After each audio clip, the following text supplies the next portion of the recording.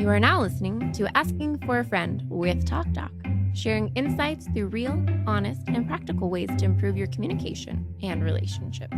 Featuring your hosts, Dr. Pamela Kreiser, Meredith Edwards Nagel, and Teighlor Polendo. So have you heard about this thing called the avoid criticize loop?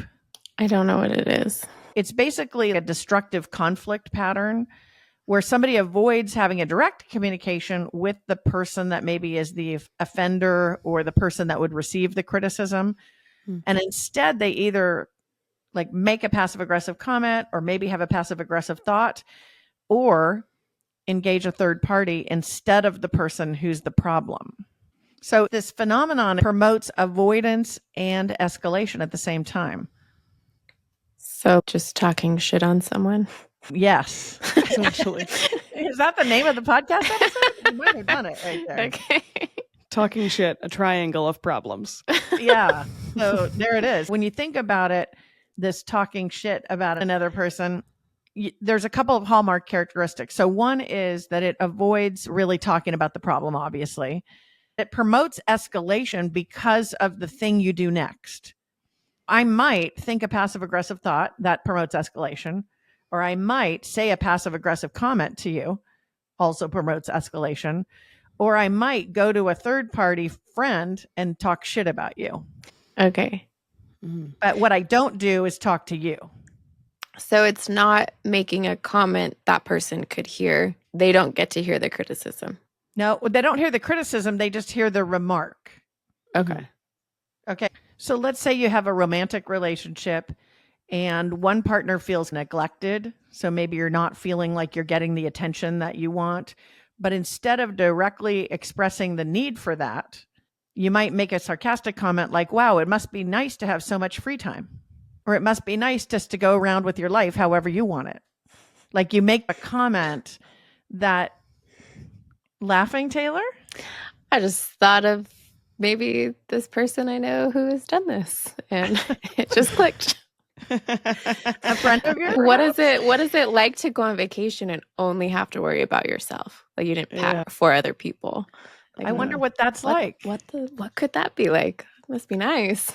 I know I've done that before where the kids have asked something. We've been on vacation and I'll say, oh, you'll have to talk to someone who's higher up than me. I'm only the fifth place person in this system of 5. I'm not recommending this strategy. Let me just say. Okay. This is the example of what not to do. This is what not to do. Okay. And the other form of this is where you have a 3-party system.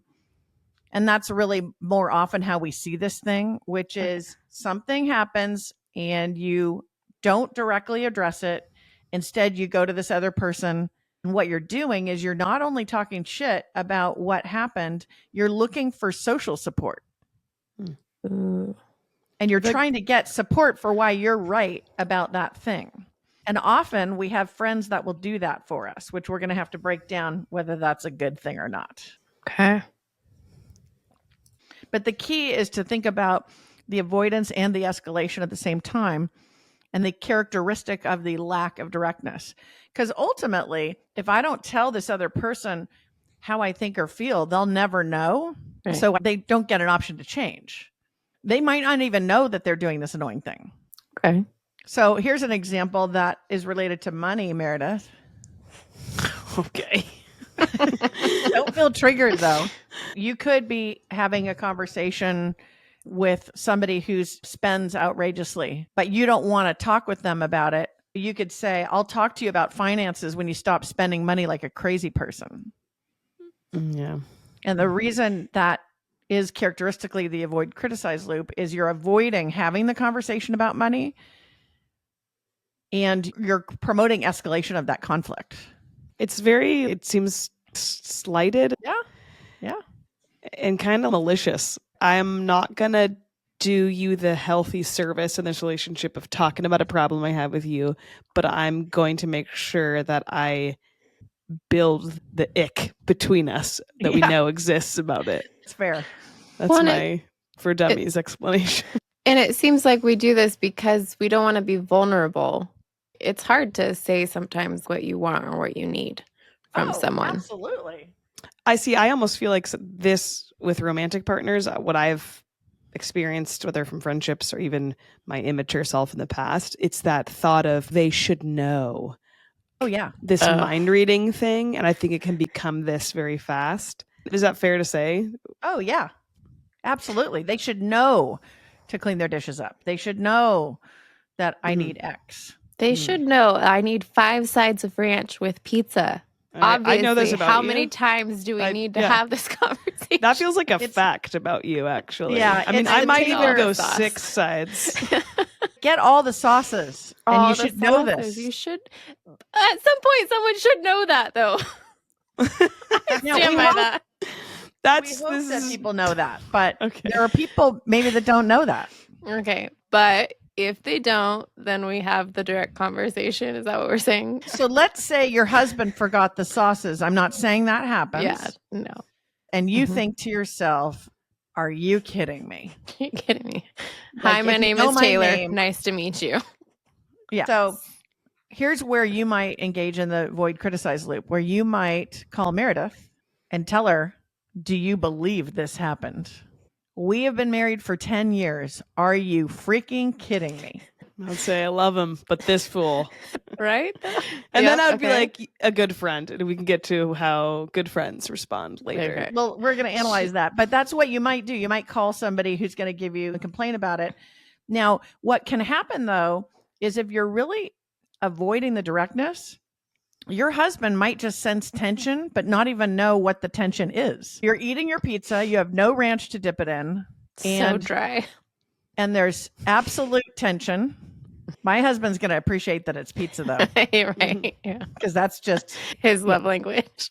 Yeah, there's another love language. It's called pizza. But what happens a lot of times is we don't say you forgot the sauces or I need you to bring the sauces or anything that would be direct about it. Instead, we get social support from this other person and then we just have tension. And some people don't get why the tension's there. Right. Yeah. Not only did you fail the sauce test, but you also don't even know why the tension's there. Oh my gosh. Let me call Meredith again. So now I'm going to call her again and say, I can't believe that not only did he fail on the sauces, but now he's walking around trying to figure out what's wrong. And it's very obvious. Oh, So man. that.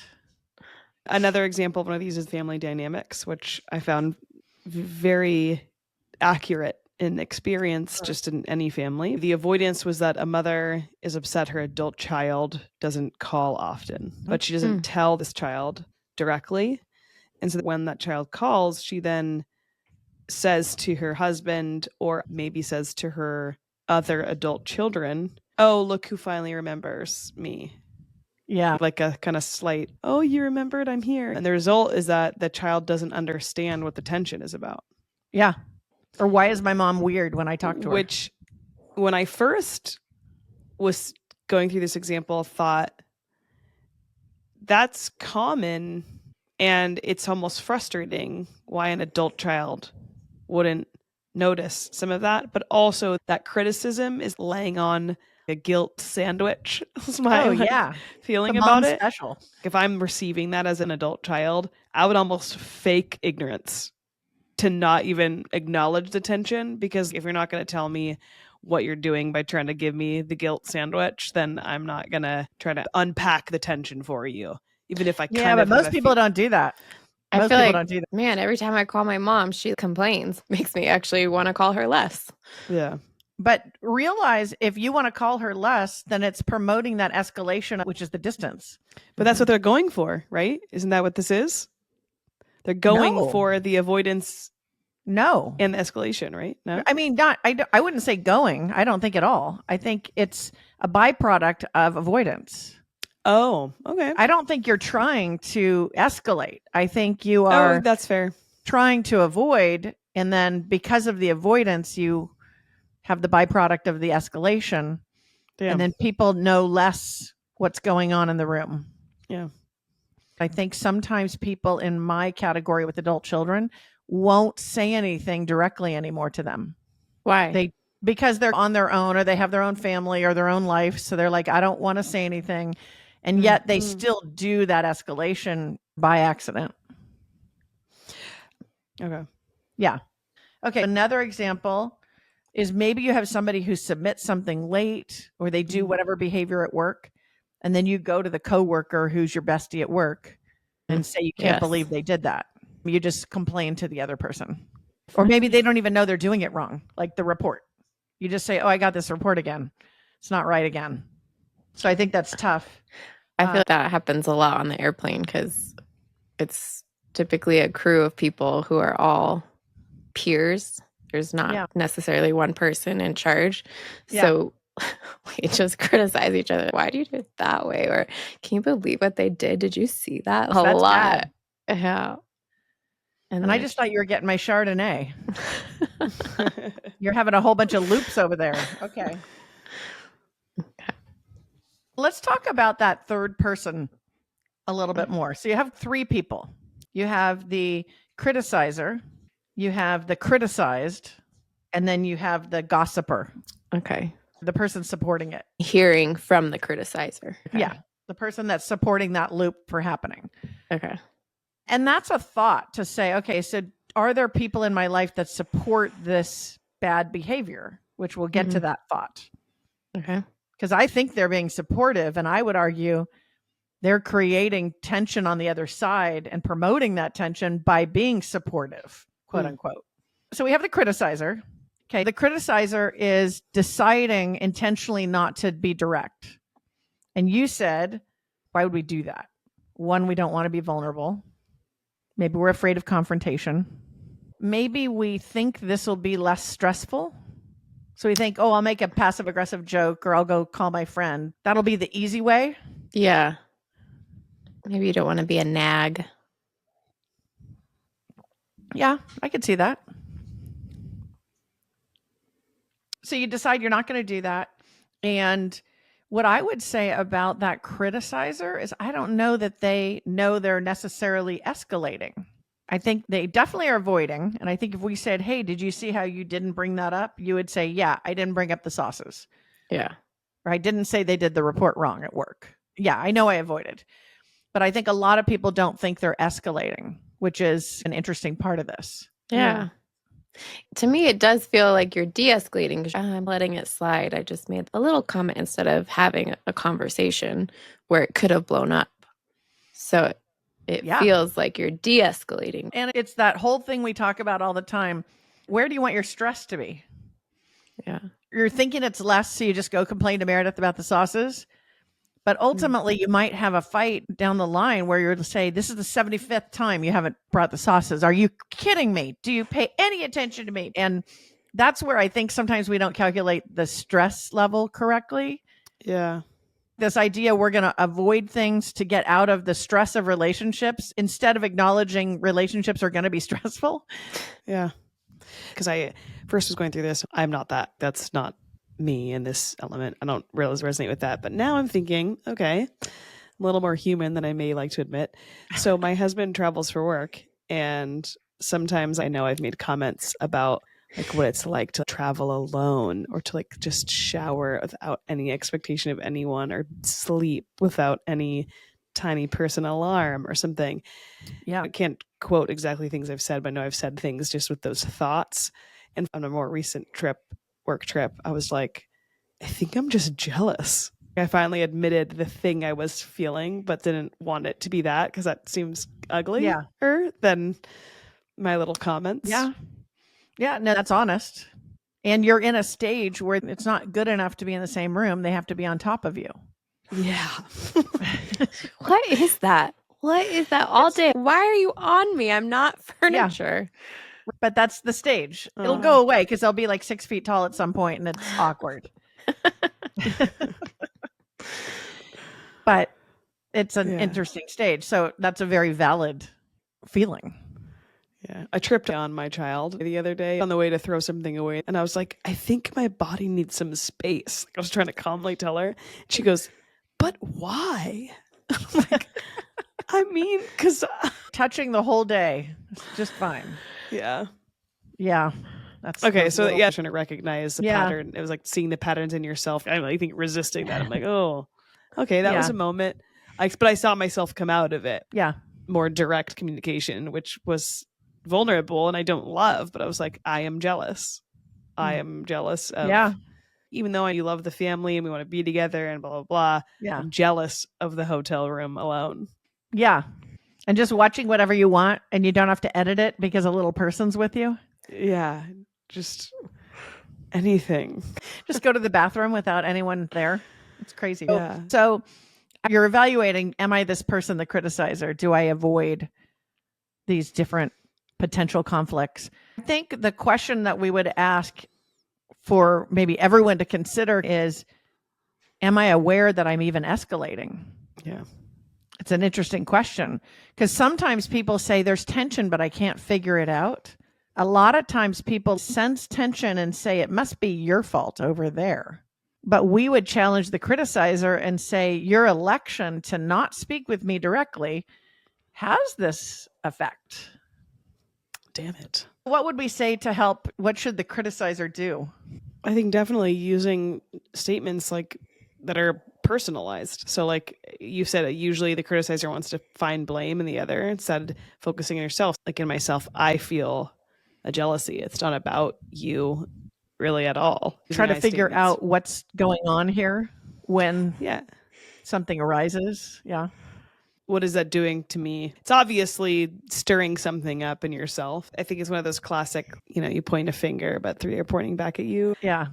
Maybe you do a directness check now and then and say, do I bring things up with these most important people in my life? When was the last time I brought something up directly? Yeah. Because I think that can be a test that could be useful to detect too many levels of indirectness. And then one thing that occurs to me as well is when we think about conflict, often the best way to analyze and think about conflict is in patterns. So you could ask yourself, do I consistently avoid a certain topic or a certain person or a certain situation? Okay. So we're talking about self-reflection. Yeah. We're talking about being vulnerable, being direct, but in that direct message, not being harsh, nasty, and then using self-reflective language instead of always, you never. Yeah. That's a good point, Teighlor, because the directness is not, let me detail all of the terrible things. That is a very good point. So it's not, you bad man didn't bring me the sauces for my pizza. It's the talking about, this is something that I really value and I want to make sure you know that. Or maybe the conversation is, this made me think that you weren't paying attention to me.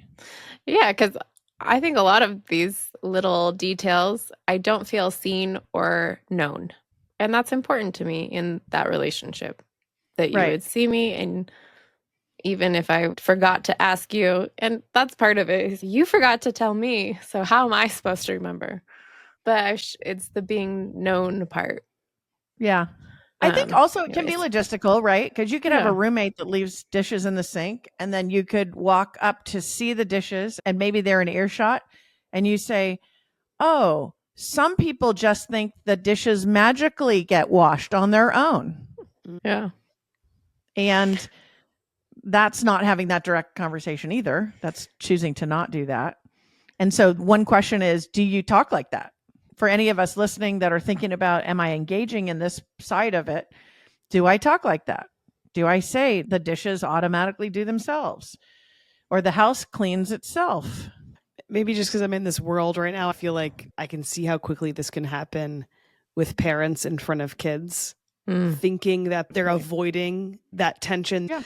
Maybe the criticizer doesn't think that they're building that, but it's a byproduct of this. Mm-hmm. And children naturally, I think, feel the tension. Yes, that's a great point. So I could see how married people or people that are co-parenting could do this in front of kids thinking they're hiding something when the kid just feels tension. They don't know why. Yeah. So one thing that might happen is you have someone who communicates like this to you.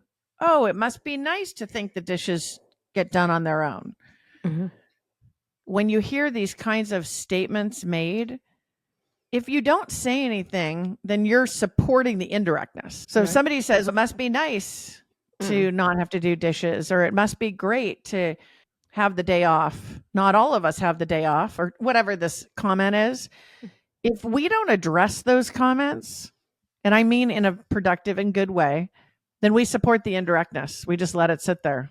Is that under the assumption that you notice that there's... I think so. I think you'd have to notice. So maybe that's before that to say, hey, get some awareness of this kind of talk. And then if you hear this kind of talk, decide, do you want to support the indirectness? Because if you support the indirectness, you support the escalation. How would you respond if you got a, what do you mean by that? Aren't you? No, if the criticized said that too, yeah. What do you mean by that? Then that's game on. The criticizer has to decide they're going to keep going indirect or they're going to go turn to direct. Okay. So I could go indirect and go, it must be nice. Or I could say, I really need you to do the dishes, which is very direct. And you have a choice there. It's like a fork in the road for that communicator. Okay. I'm just trying to think, like, what would you say back to? Remember, you're escalating the conflict. So you're right. That's exactly right to say there's tension potentially there that's going to blow this up. You have to disarm yourself if you get that feedback, which is difficult. Is it just me? But it sounds like a mom would say some of these things more than, and I know we're all moms, and that's unfortunate that we would say women criticize more, and this sounds more like moms. Yeah. I do. I feel like it is a mom thing. Tell me why you think this. I just think that some moms will do that guilt sandwich that you talk about, Meredith. Oh, with the kid? To get them to do something? Or like you gave the example of, oh, they have a mother to call on Mother's Day. Yeah. Or these kind of comments. That sounds like a mom sometimes. Yeah. Why do you think they go there? I think fear of rejection or fear of not being connected. So let's talk about this support person. Okay. Yeah. The one you're talking shit with. Yeah. Okay.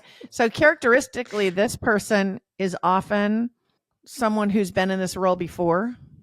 This is your person at work that you say, you can't believe this happened. And they're your person or your friend or your sibling. We might think about it in a patterned way and say, we pay attention more to patterns that we see in communication. And so these would be people that have a recurring role of this type to support you.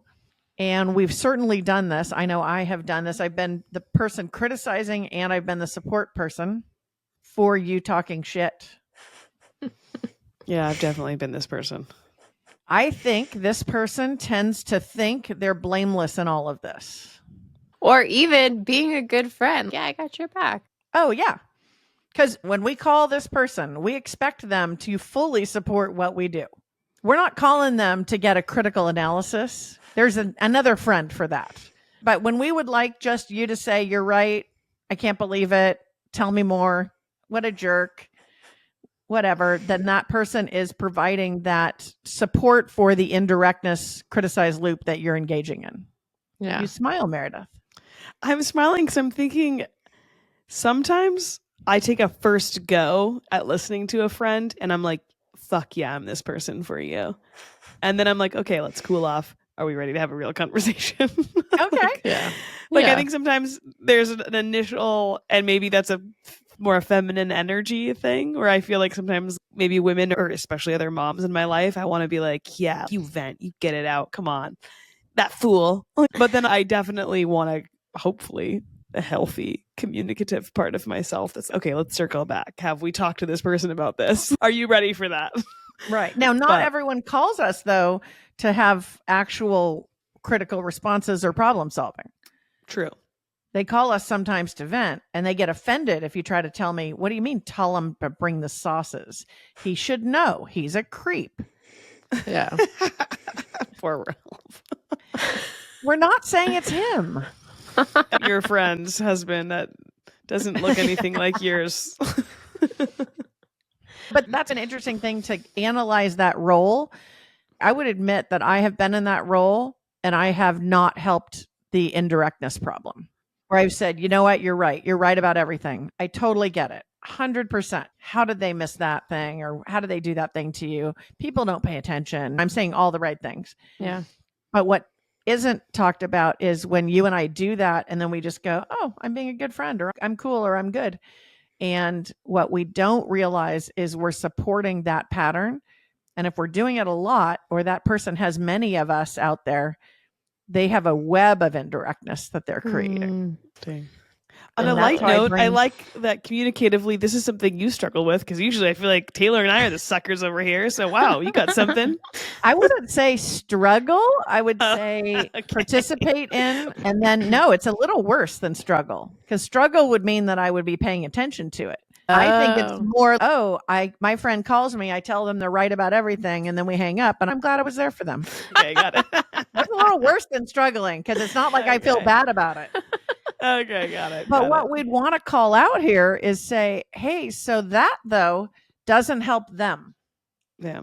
the other Mhm. two. So the more I'm supportive of you not talking directly with this person, the more I am a party to increasing the escalation. Okay. Dang. So I'm not saying that I like your strategy, actually, Meredith, which is I'll do the 5 minutes of support and lure you in. And then we're going to actually get real and say, but have you talked to this person? Yeah. That's probably why Teighlor and I do so well for each other. Because I think Teighlor does this too. You have definitely been like, oh, yeah. And then you're like, okay, Meredith, damn, I know. That's why I came to you.